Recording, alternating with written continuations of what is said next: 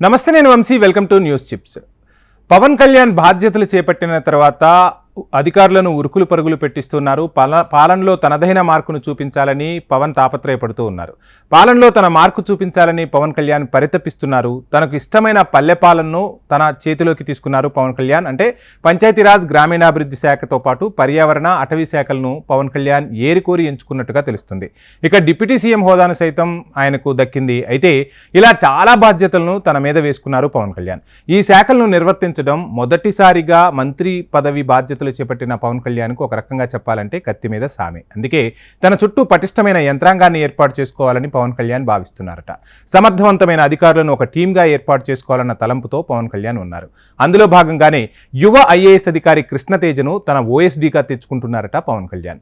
Pawan విజ్ఞప్తిని CM Chandrababu సైతం సమ్మతించారని తెలుస్తుంది. అసలు ఈ కృష్ణతేజ ఎవరు, పవన్ కళ్యాణ్ ఎందుకు ఈయనపై అంత ఇంట్రెస్ట్ చూపుతున్నారు అనేది మనం ఈ వీడియోలో తెలుసుకునే ప్రయత్నం చేద్దాం.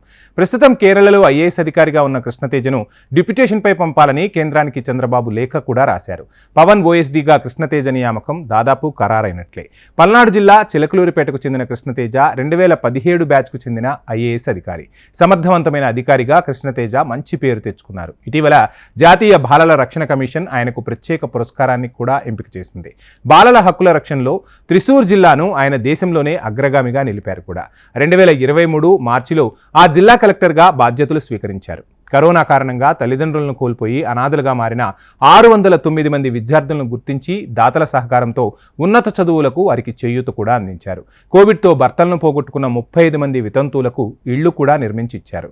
150 మందికి ఉపాధి అవకాశాలు కల్పించారు. ఐఏఎస్గా బాధ్యతలు స్వీకరించిన నాటి నుంచి ఆయన అద్భుత పనితీరుతో తనదైన ముద్ర వేసుకుంటూ వస్తున్నారు. అటువంటి అధికారిని పవన్ ఏరికోరి తెచ్చుకోవడం విశేషమనే చెప్పాలి. సాధారణంగా ఆర్డీఓ స్థాయి అధికారులను మంత్రులకు ఓఎస్డీలుగా నియమిస్తారు. కానీ పవన్ కళ్యాణ్ కోసం ఓ ఐఏఎస్ అధికారి అయిన కృష్ణతేజ నియామకానికి సీఎం చంద్రబాబు ప్రత్యేక అనుమతి ఇచ్చారట.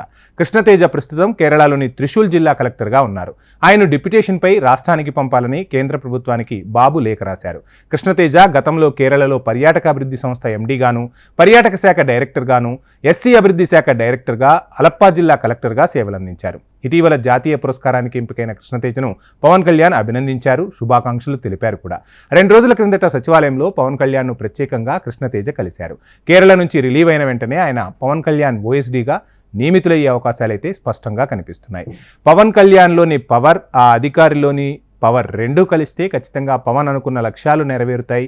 ఏ శాఖలనైతే పవన్ కళ్యాణ్ తీసుకున్నారో ఆ శాఖలు, అంటే ముఖ్యంగా గ్రామీణాభివృద్ధిపై పవన్ కళ్యాణ్ ప్రత్యేకంగా దృష్టి సారించినట్టు తెలుస్తుంది. ఒక అధికారి సమర్థవంతంగా పనిచేసినప్పుడే పవన్ అనుకున్న లక్ష్యాలనేవి నెరవేరుతాయి. అందుకోసమే కృష్ణతేజను ఎంపిక చేసుకున్నట్టుగా తెలుస్తుంది. ఏది ఏమైనా మొదటిసారి బాధ్యతలు చేపట్టిన పవన్ కళ్యాణ్ పాలనలో తనదైన మార్కును చూపించాలని మనమందరము కూడా కోరుకుందాం. ఇది ఇవాల్టి news chips. Please subscribe HM TV.